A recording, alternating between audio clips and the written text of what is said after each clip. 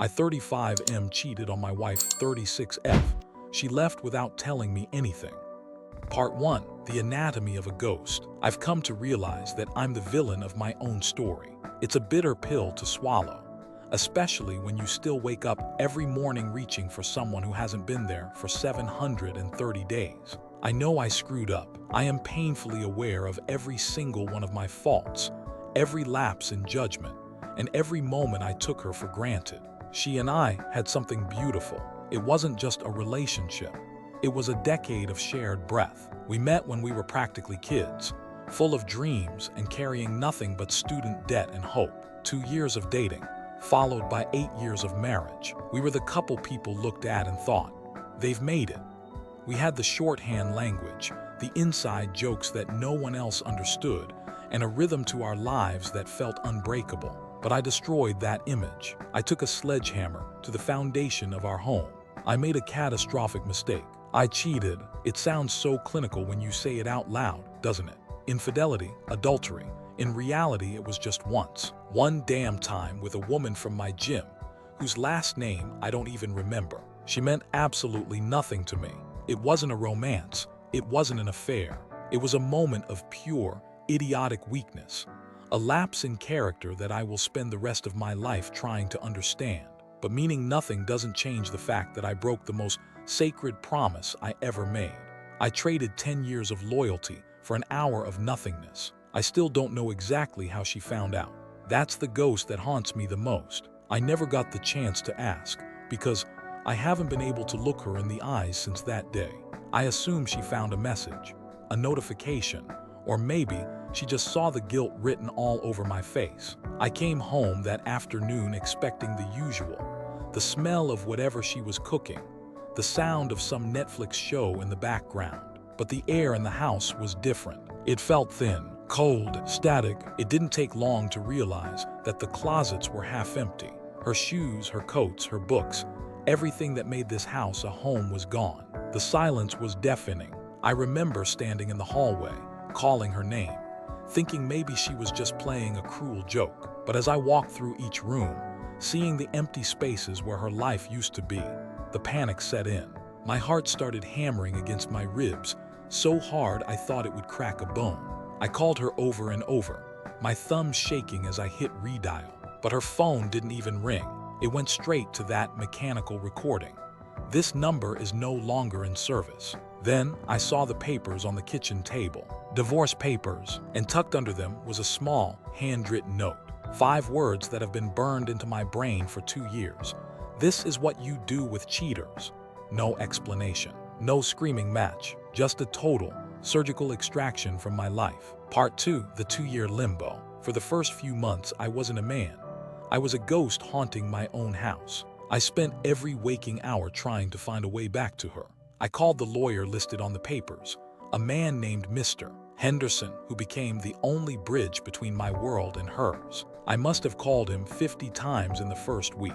I pleaded, I bargained. I begged for just 5 minutes of her time. But Henderson was a fortress. He told me in that cold, professional tone lawyers use, that she had made it explicitly clear she did not want to see me, hear me, or even know I existed. He told me that any attempt to contact her directly would be met with a restraining order. She hadn't just left. She had built a wall of ice between us. I fought it at first. I got angry.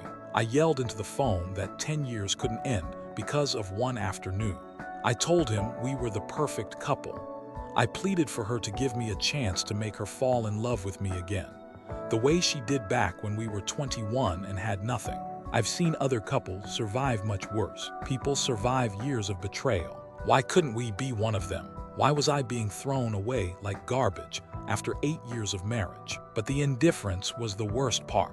If she had screamed at me, if she had broken my windows or thrown my clothes into the street, I could have handled it. At least then, there would be passion. There would be a connection. But the silence was a death sentence. It told me that I was already dead to her.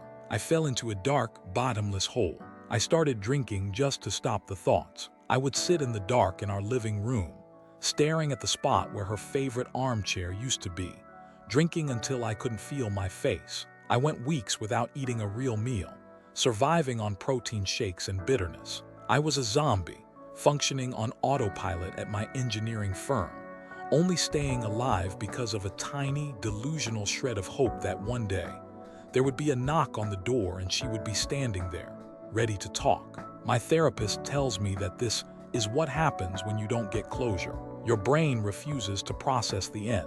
You stay trapped in a loop, waiting for a game over screen that never appears. The divorce was finalized over a year ago. I didn't sign the papers easily. I dragged my feet, hoping every delay would give her time to cool off. I begged for mediation, for couples therapy, for a cooling off period. She refused every single request. Even when her own lawyer suggested we meet once to finalize things peacefully, her answer was always the same: no. Part 3. The night the world shattered again. A few days ago, the illusion I had been living in finally shattered. It was a Tuesday night, and I was having a few beers with my friend Nick. Nick and his wife Sabrina had been our closest friends. We used to go on double dates every weekend. We were both pretty drunk, and as usual, I started circling back to the topic of my ex-wife. I was complaining about how much I missed her, how I just needed one conversation to explain that it wasn't me. It was just a mistake. Nick looked at me with this expression of pity that made me want to scream. It wasn't the look you give a friend. It was the look you give a dying animal. He said, "Man, you need to stop. You're killing yourself over a ghost. She's over you. She's happy. You can't live in this self-pity forever." Something about the way he said, "She's happy," stopped the blood in my veins. It wasn't a guess. It wasn't a platitude. It was a statement of fact. I got angry. I pressured him. I cried. I begged him to tell me what he knew. I reminded him of all the years we spent together. Finally, he snapped. He told me that Sabrina had been in secret contact with my ex for over a year. She had promised not to tell me, but he couldn't watch me rot anymore. The truth came out like a flood. My wife didn't just move to another city or state. She left the country. She moved to Norway. She got married to a guy there, and she's 7 months pregnant. I felt like I was physically dying. I literally felt my heart skip beats, a sharp pain radiating through my chest. How could she do this while I was here, drowning in alcohol, wanting to end it all because I missed her so much? She was on the other side of the planet building a nursery for another man's child. We were together for 10 years. For most of those years, we tried to conceive. We went to fertility doctors. We had tests done, tracking her ovulation, scheduling our lives around a calendar. I had started to believe she was infertile, or maybe I was. It was a source of deep, quiet pain in our marriage. But here she was, pregnant by a stranger almost immediately. Where did this guy even come from? Was he waiting in the wings? Did she have him lined up before she even left? My mind started spiraling into the darkest places. Part 4. The Digital Trail and the Viking. I couldn't sleep after that. I spent 48 hours straight digging through every corner of the internet.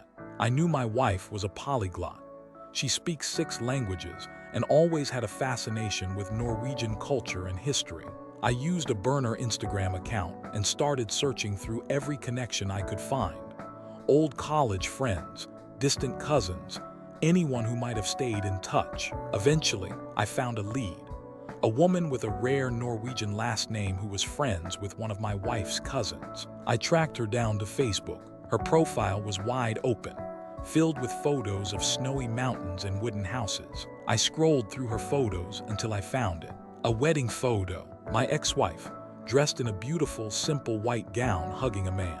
The caption, translated from Norwegian, was a mother congratulating her son on his marriage. The date on the photo was from a year ago. The math started screaming in my head. She left me in May 2022.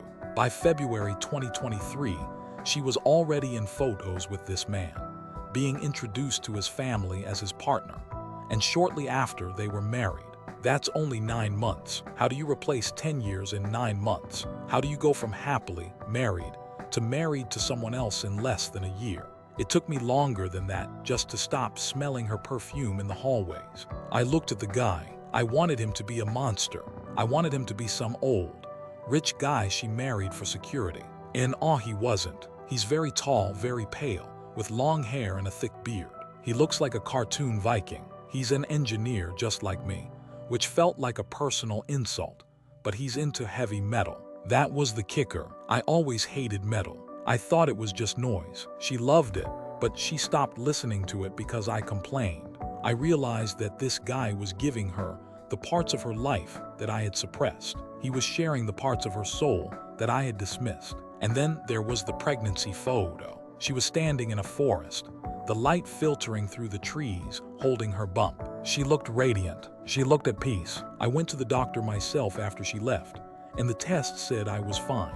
My sperm count was perfect. It wasn't me. It was us. Or maybe it was just our timing. But seeing her with a bump, standing next to this Viking in a metal band t-shirt, made me feel like my entire life with her was a lie.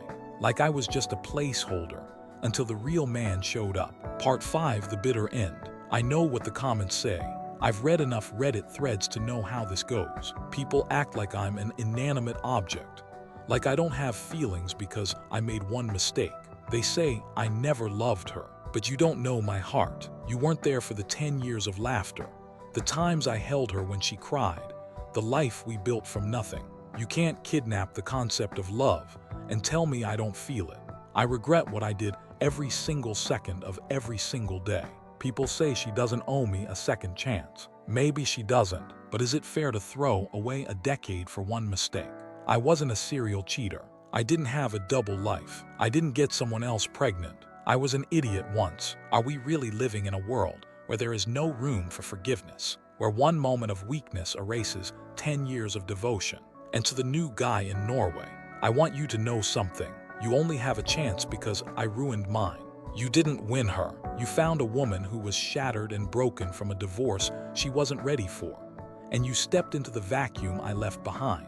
You took advantage of her pain and trapped her with a baby before she even had time to grieve her old life. You didn't play fair. I'm not going to Norway. I'm not going to stalk her or try to win her back. My therapist says I need to find my own peace, whatever that means. But I'm still here, in the house that still smells like her sometimes, wondering how she can sleep at night knowing that 10 years of our history meant so little to her that it could be replaced in 9 months. I still love her. I probably always will. And that, in the end, is the greatest punishment of all. I am a prisoner of a memory, while she is a queen in a new kingdom.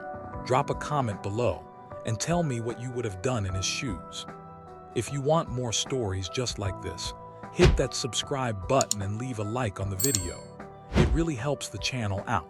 Thanks for hanging out with me today, and I'll see you in the next video.